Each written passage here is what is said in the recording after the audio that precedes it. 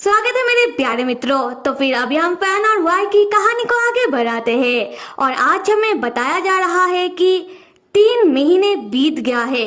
हम वाई को देखते हैं। वाई बीच के एक शानदार होटल के कमरे में बैठकर बाहर का नजारा देख रहा होता है। उसी वक्त फैन पीछे से आता है।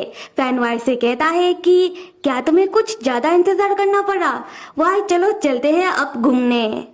वाई तब जैसे ही पीछे मुड़कर फैन की ओर देखता है, वाई बस अपना आंखें फाड़ फाड़ कर फैन को देखता ही रह जाता है, क्योंकि फैन ने एक हवाई शर्ट पहना होता है और फैन ने अपना सामने का बटन भी नहीं लगाया होता, जिससे फैन बहुत ही सेक्सी लग रहा था।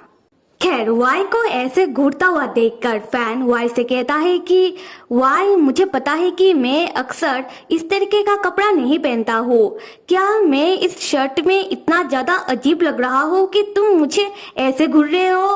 तब वाई हिचकिचाता हुआ कहता है कि नहीं, आप तो बहुत ही सेक्सी मतलब कि आप ना बहुत ही सुंदर अच्छे लग रहे हो, हमेशा की तरह। उसके बाद वाई शर्माते हुए फैन के पास आता है और फैन का शर्ट का आगे का बटन लगा देता है और यहाँ से होता है सेन शेप्ड और हम फैन और वाई को देखते हैं जो बीच में घूम रहे होते हैं। वहाँ बहुत सारी लड़कियां भी होती है जो सिर्फ फैन को ही देख रही होती है। वो सारी लड़कियां फैन को देखते हुए आपस में बातें करने लगती है, जहाँ कोई कह रही होती है कि देखो उस लड़के को, कितना गोरा चिट्टा सुंदर सा है, नहीं?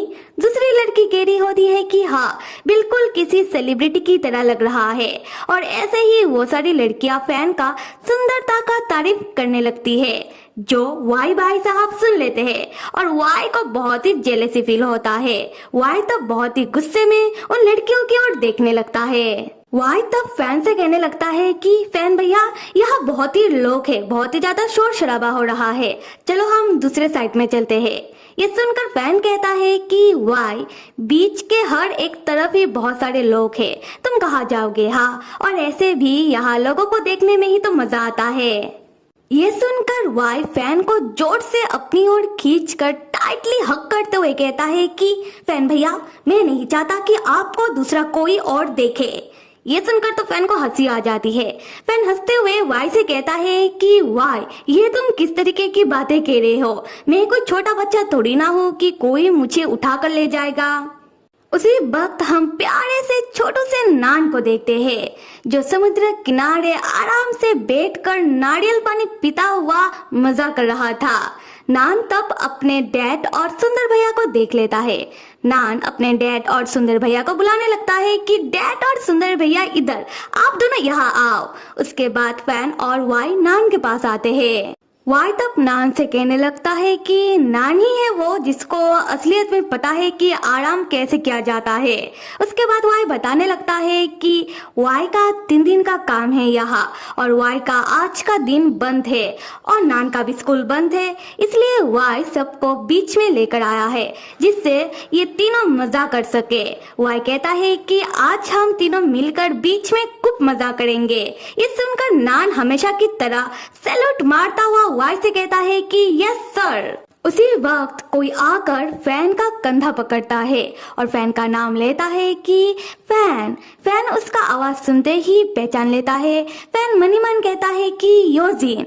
हाँ, वही योजिन जो फैन का कॉलेज टाइम का बहुत ही अच्छा दोस्त था और फैन का एक तरफा आशिक है। आप लोगों को तो याद ही होगा, राइट? खैर, योजिन आकर फैन का कंधा पकड़ता है और बहुत ही अच्छी सी स्माइल के साथ फैन का नाम लेता है। फैन मुड़कर योजिन की ओर देखता है। योजिन फैन से कहता है कि फैन, क्या इत्तेफाक है, हम कितने दिनों बाद मिल रहे हैं, नहीं? फैन, क्या तुम अपने दोस्त को एक हक भी नहीं करोगे? ये कहने के बाद योजिन खुद ही फैन को हक करने के लिए आगे बढ़ने लगता है। उसी वक्त वाई फैन को खींचकर पीछे की ओर करता है और तुरंत फैन और योजिन के बीच चला आता है। वाई तो बहुत ही गुस्से से योजिन से कहता है कि तुम क्या करने की कोशिश कर रहे हो? हाँ? फैन तब वाई को साइड करता है और वाई से कहता है कि वाई, हर वक्त हर किसी के ऊपर गुस्सा नहीं करते हैं। वाई, ये योजिन है और ये कोई बुरा आदमी नहीं है। ये मेरा कॉलेज टाइम का बहुत ही अच्छा दोस्त है और कॉलेज टाइम पर ये मेरा बहुत ही मदद करता था। उसके बाद फैन योजिन और वाई को एक दूसरे से इंट्रोड्यूस करवाता है। फैन कहता है कि वाई ये योजिन है, मेरा कॉलेज टाइम का बहुत ही अच्छा दोस्त, और योजिन ये वाई है, मेरा छोटा भाई। मैंने तुमको इसके बारे में बताया था, तुम्हें याद तो होगा। योजिन मुस्कुराते हुए कहता है कि हाँ, तुम्हारा छोटा भाई। तुम्हारे छोटे भाई को देखकर ऐसा लग रहा है कि मैं तुम्हारे छोटे भाई से पहले भी कहीं मिल चुका हूँ। ये सुनते ही वाई योजिन को साइड में लेकर जाता है और बहुत ही रूड तरीके से योजिन से कहता है कि देखो, तुम बिल्कुल भी फालतू की बातें मत करो, तुम खुद को क्या समझते हो। हाँ, तब योजिन कहता है कि अब मुझे याद आ गया कि मैं तुमसे पहले कहाँ मिला हूँ। मैं तुमसे तब मिला था जब तुम फू कंपनी के प्रेसिडेंट फू के एक मामूली से मैनेजर हुआ करते थे। वह मानना पड़ेगा कि लोगों का वक्त बदलते ज्यादा देर नहीं लगता। कहा तुम कुछ महीनों पहले फू कंपनी के एक मामूली से मैनेजर थे और कहा अब तुम फू कंपनी के सीईओ हो। वाई तो बहुत ही गुस्से में कहता है कि तुम मुझे मेरी पास्ट की बुरी यादें याद मत दिलाओ, और मुझे पता है कि तुम मेरे सौतेले बड़े भाई के साथ मिलकर काम क्या करते थे। देखा ना मेरे सौतेले भाई के साथ क्या हुआ, उन्हें उनका कर्मों का सजा मिल गया है। तो तुम्हारे लिए एक मेरा छोटा सा एडवाइस है कि योजिन, तुम अपना ध्यान रखो, दूसरों के मामलों में ज्यादा मत पड़ो, और मेरे फैन भैया से तो बहुत दूर रहो। और वाई के मुंह से ऐसी बातें सुनने के बाद योजिन को भी वाई के ऊपर बहुत गुस्सा आता है, पर योजिन तब कुछ नहीं कहता। दूसरी तरफ हम फैन और नान को देखते हैं। फैन योजिन और वाई को देखते हुए फिक्र करने लगता है और कहने लगता है कि ये दोनों कर क्या रहे हैं। तब नान कहने लगता है कि शायद झगड़ा कर रहे होंगे, पर ये दोनों कितने डरावने लग रहे हैं। उसके बाद हम योजिन को देखते हैं जो एक गहरी सांस लेता है और अपने गुस्से को कम करता है। फिर योजिन नान के पास आकर बैठता है। योजिन नान से कहने लगता है कि नान, डरने की कोई बात नहीं है। और नान, क्या तुम्हें मैं याद हूँ? जब तुम बहुत ही छोटे थे मैं तुम्हारे घर आया करता था और मैंने तो बहुत बार तुम्हारा डायपर भी चेंज किया है। नान, तुम्हारे डैड ने तुम्हें बड़ा करने में बहुत ही कठिनाइयों का सामना किया है, और मैं भी तब तुम्हारे घर आता था और तुम्हारे डैड का मदद करता था तुम्हें बड़ा करने में। सच में नान, मेरे आंखों के सामने तुम्हें बड़ा होता हुआ देखकर मुझे बहुत ही अच्छा लग रहा है। योजिन जब नान से बात करते हुए नान को अपनी गोदी में उठाने के लिए अपना हाथ आगे बढ़ाता है, तब हम नान को देखते हैं। नान योजिन से डर रहा होता है। नान योजिन से इतना ज्यादा डर जाता है कि नान जाकर अपने डैड के पीछे छुप जाता है, और इस चीज को वाई नोटिस कर लेता है। तब वाई आकर नान को अपने गोदी में उठा लेता है और कहने लगता है कि मेरा प्यारा नान, क्या हुआ है तुम्हें? हाँ। उसके बाद वाई योजिन की ओर देखकर कहने लगता है कि नान सिर्फ अपने सुंदर भैया को पसंद करता है, और नान को अनजान लोगों से बात करना बिल्कुल पसंद नहीं है, और ना ही नान को ये पसंद है कि कोई अनजान आकर उसे छुए। तब योजिन को बहुत गुस्सा आता है।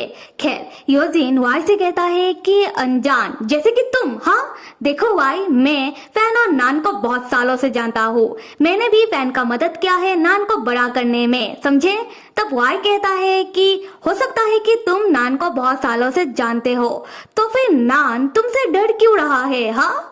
तब नान वाई को टाइटली हक करता हुआ डरते हुए कहता है कि सुंदर भैया, मुझे घर जाना है। तब वाई भी नान को बहुत ही प्यार से हक करता हुआ योजिन की ओर देखता हुआ कहता है कि हाँ नान, तुम फिक्र मत करो, मैं तुम्हें घर लेकर चलता हूँ, हम घर चलते हैं। उसके बाद वाई योजिन को बाय कहता हुआ नान को लेकर चला जाता है। दूसरी तरफ हम योजिन को देखते हैं। योजिन को तब बहुत ही गुस्सा आने लगता है। योजिन तब मन ही मन कहने लगता है कि कमीने वाई, फैन सिर्फ और सिर्फ मेरा है। फैन मेरा आसान शिकार है, और तू साले कहाँ से बीच में आकर मेरा आसान शिकार मुझसे दूर लेकर जा रहा है। ये तेरे लिए बिल्कुल अच्छा नहीं होगा। तो फिर मेरे प्यारे मित्रों, बताओ कि कहानी में आगे क्या होने जा रहा है? आप लोगों को क्या लगता है? और अगर मेरा एक्सप्लेनेशन पसंद आ रहा है तो कमेंट करके बताओ, लाइक और सब्सक्राइब भी कर ही दो। Till then stay with me and see you.